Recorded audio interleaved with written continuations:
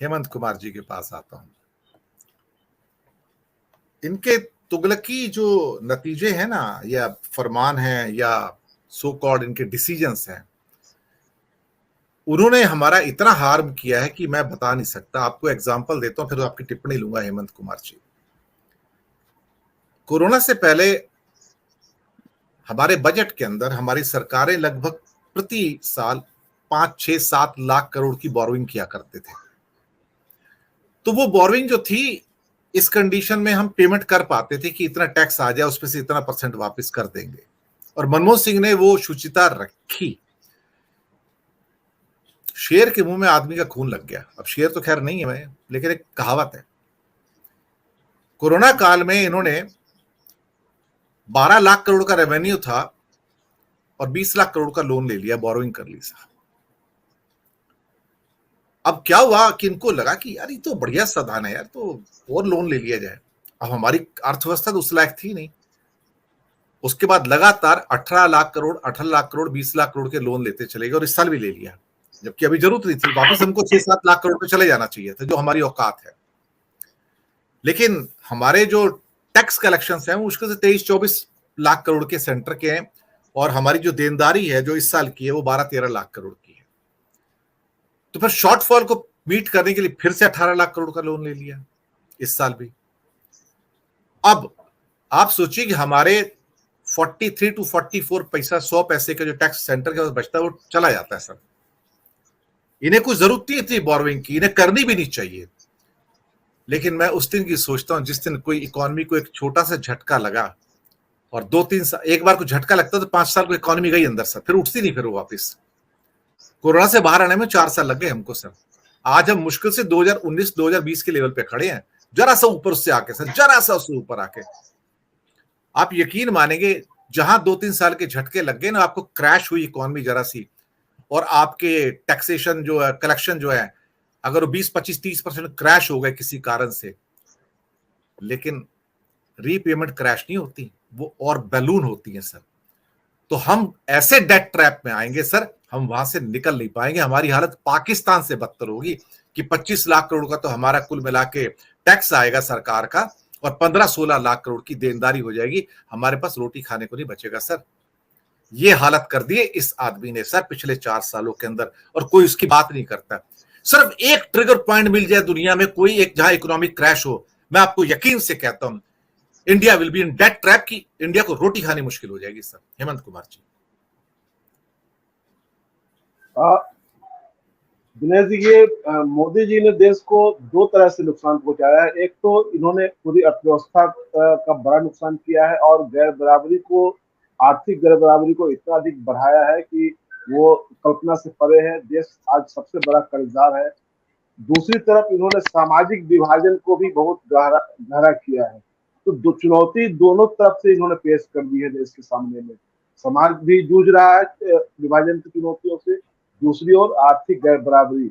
और ये भले कितना भी ये डंका पीट ले कि हमने देश को 5वीं बड़ी अर्थव्यवस्था बना दिया है, लेकिन जो गैर बराबरी की खाई आपने चोरी की है उसको आप पाट नहीं सकते हैं। और आप ठीक ही कह रहे हैं कि अगर कोई इकोनॉमी अगर आज की दिन में अगर वो लुढ़कती है तो उसमें भारत उसमें अगर उसका भारत का नाम अगर उसमें आता है तो उस आश्चर्य की बात नहीं होगी। अब मैं ये कहना चाहता हूँ कि ये मोदी जी के बारे में जो आप कह रहे हैं कि इतना रहस्यमय है, तो और ये किसी की चिंता नहीं करते हैं।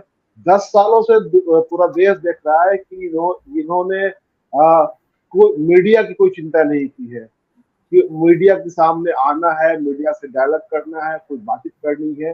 इन्होंने इसको पूरी तरह से दरकिनार कर दिया। दूसरी बार इन्होंने विपक्ष की कोई चिंता नहीं की, कोई विपक्ष का भी कोई सम्मान है। और लेटेस्ट जो उदाहरण है कि जो ये संसद का स्पेशल सेशन इन्होंने बुलाया है, किसी तरह का विचार विमर्श नहीं किया है, क्या करना है नहीं करना है।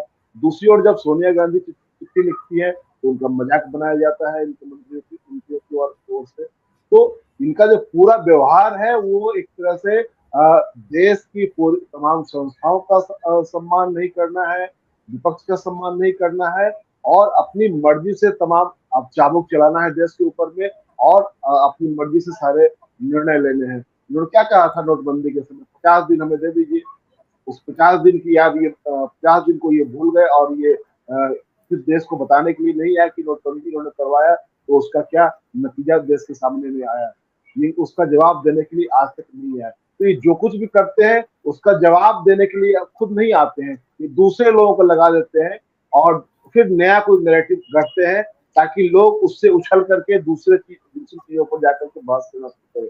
आज की तारीख में इनके ऊपर जब अडानी का मामला आया, ये उछल करके इंडिया और भारत और सनातन की ओर चले गए।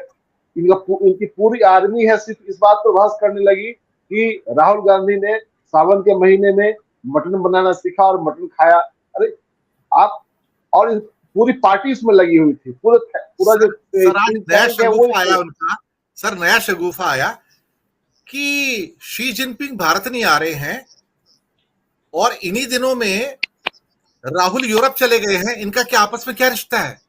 आप सोचिए इनकी उड़ान कितनी मूर्खतापूर्ण हो सकती है। ये मतलब किस दर्जे के मूर्ख हैं ये भाजपा वाले। इससे पता लगता है राहुल गांधी यूरोप गए हैं अपनी यात्रा पर और ये कहते हैं शी जिनपिंग भारत नहीं आ रहे, मतलब ये उसके अंदर कनेक्शन जोड़ रहे हैं। वो भारत में आके भारत को एक तरह से स्लैप कर रहे हैं कूटनीतिक रूप से, वो उनको नहीं दिखाई दे रहा है, लेकिन राहुल के साथ कनेक्शन जोड़ा जा रहा है। उसका मित्र किसके हैं? मोदी जी के। मुलाकात कितनी हुई है मोदी जी की उनसे? झूला किसने झूलाए? मोदी जी ने। हेमंत कुमार जी नहीं, और दूसरी इसी में मैं जोड़ता हूं कि जो इनके भाई के जो कारोबारी मित्र जो है चीन वाले, उनके रिश्ते के बारे में कुछ नहीं कहते हैं। दूसरी ओर पूरी बीजेपी जो है, ये एक नया शगुफा इन लोगों ने छोड़ा और उस तस्वीरें साझा की गई। अमित मालवीय ने इसको पूरे मीडिया में को साझा किया कि राहुल गांधी और प्रियंका गांधी के जो रिश्ते हैं स्वाभाविक भाई बहन जैसे नहीं है। कितना घटिया किस्म का ये नैरेटिव लेकर के सामने में आते हैं। कुछ भी कर देना है, कुछ भी कह देना है। हम समझते हैं कि हिंदुस्तान की सियासत में इतना घटिया नैरेटिव गढ़ने वाला कोई पहले शायद पैदा नहीं हुआ था।